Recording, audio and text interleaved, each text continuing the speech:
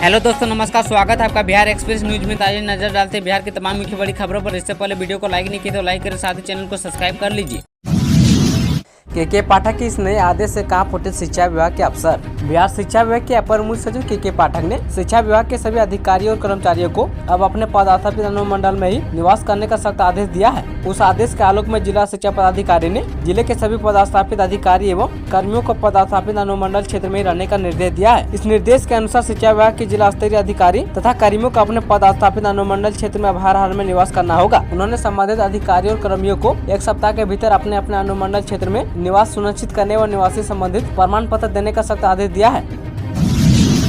पटना को मिलेगा जल्द ही नई रेलवे स्टेशन का सौगात। बिहार की राजधानी पटना में कई रेलवे स्टेशन है, जिसमें पटना जंक्शन मुख्य रेलवे स्टेशन है, लेकिन अब जल्द ही पटना का एक और रेलवे स्टेशन का सौगात मिलने वाला है। बता दें कि बिहार की राजधानी पटना में पटना जंक्शन पर लोकल ट्रेनों के परिचालन में परेशानी आती है। इसी को देखते हुए पटना के हार्डिंग पार्क के पास एक और नया रेलवे स्टेशन बनेगा। हालांकि अभी तक ये जानकारी नहीं मिली है कि इस स्टेशन के निर्माण पर कुल कितनी लागत आएगी। जल्द इस स्टेशन के निर्माण को लेकर टेंडर भी निकाला जाएगा और इसका निर्माण कार्य शुरू होगा।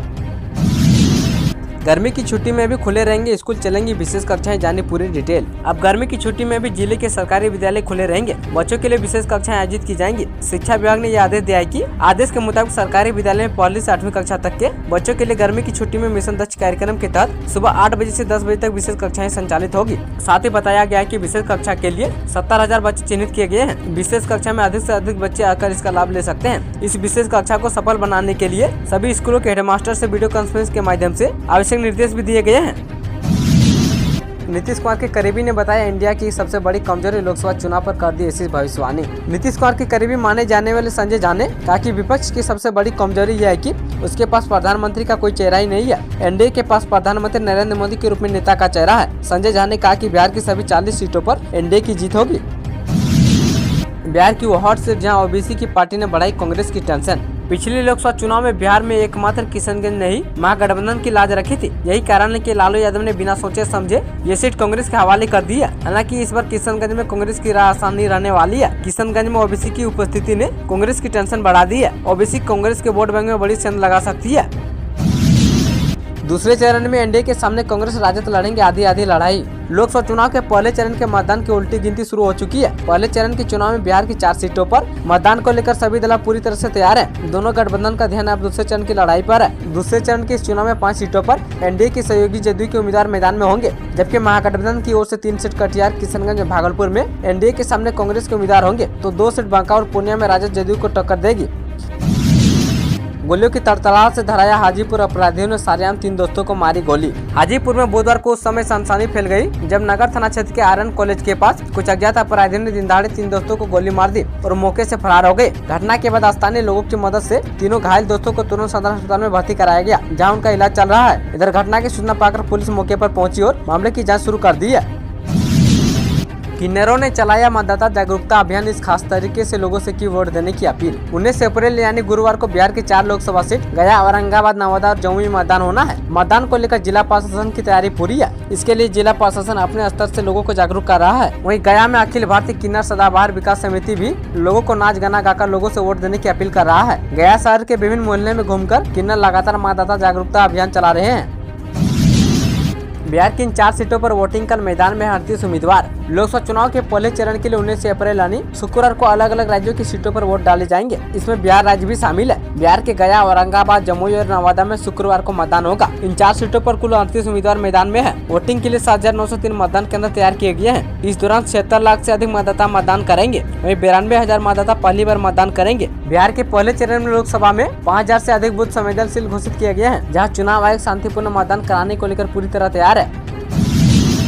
हीट वेव की चपेट में बिहार पारा 40 के पार, इन जिलों में येलो अलर्ट जारी। बिहार के कई शहरों में पारा 40 के पार पहुंच गया है। गर्म हवा का प्रभाव दूसरे दिन भी बना रहा। पटना सहित राज्य के अधिकतर शहरों में लोग गर्मी से परेशान रहे। वहीं बुधवार को पछुआ की रफ्तार 20 से 25 किलोमीटर प्रति घंटे के बीच रही। इसे देखते हुए मौसम विभाग ने लोगों को सचेत रहने की सलाह दी है। अगले 3-4 दिनों के मौसम पूर्वानुमान में गर्म हवाओं का प्रभाव बढ़ने का आसार है। मौसम विभाग ने 21 अप्रैल तक राज्य के 14 जिलों में उष्ण लहर की चेतावनी जारी की है। जिन जिलों में गर्म हवाओं के प्रभाव का येलो अलर्ट जारी किया गया है उनमें पश्चिम चंपारण, पूर्वी चंपारण, गोपालगंज, सिवान, बक्सर, कैमूर, रोहतास और औरंगाबाद, शेखपुरा, नवादा, मुंगेर, खगड़िया, जमुई और इन जिलों में 21 अप्रैल तक उष्ण लहर की चेतावनी जारी की गई है।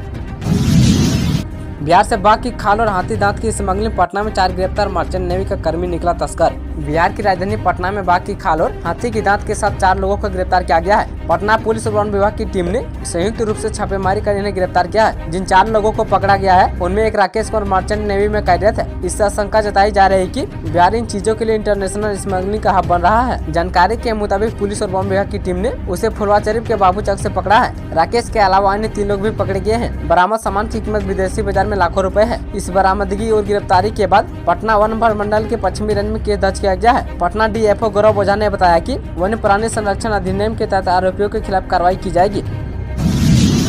आरजेडी की रैली में चिराग पासवान को पड़ी गाली तो तेजस्वी यादव ने क्यों नहीं रोका। लोकसभा चुनाव 2024 के लिए बिहार के जमुई में राजद प्रत्याशी को जीत दिलाने के लिए तेजस्वी यादव समेत पूरा आरजेडी कुर्मा जोर शोर से लगा हुआ है। इसी क्रम में जमुई में हाल ही में एक रैली का आयोजन किया गया था, जिसमें तेजस्वी यादव ने ही जनसभा को संबोधित किया। तेजस्वी यादव जब मंच पर भाषण दे रहे थे, उसी दौरान रैली में शामिल लोगों में से किसी ने चिराग पासवान के लिए भादी गालियों का इस्तेमाल किया है, जिसका वीडियो सोशल मीडिया पर वायरल हुआ है। वहीं अब इसे एनडीए ने बड़ा मुद्दा बनाया है और आरजेडी को घेरा है। चिराग पासवान ने इसे दुखद बताते हुए लालू परिवार पर निशाना साधा, तो वहीं तेजस्वी यादव ने अब इस विवाद पर अपनी प्रतिक्रिया दी है।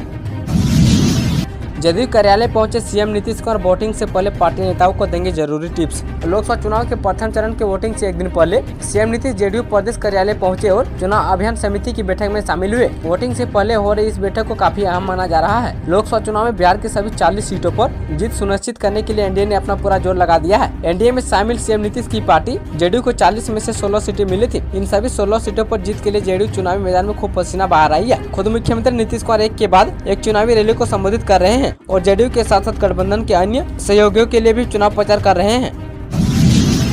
खुलेआम बालू माफिया कर रहे अवैध खनन, सवालों के घेरे में नीतीश कुमार का प्रशासन। प्रखंड क्षेत्र के देवीपुर, गमरिया, कोरियापट्टी, सिमराई नगर पंचायत के वार्ड नंबर 12 रामपुर गांव सहित लगभग आधा दर्जन से अधिक अवैध बालू घाट है, जहां अधिकारियों की जानकारी में प्रतिदिन पोकलन एवं जेसीबी से अवैध बालू खनन पर मोटी रकम में बालू की बिक्री की जाती है, जिसकी जानकारी रहने के बावजूद अधिकारियों द्वारा कोई कार्रवाई की नहीं जा रही है।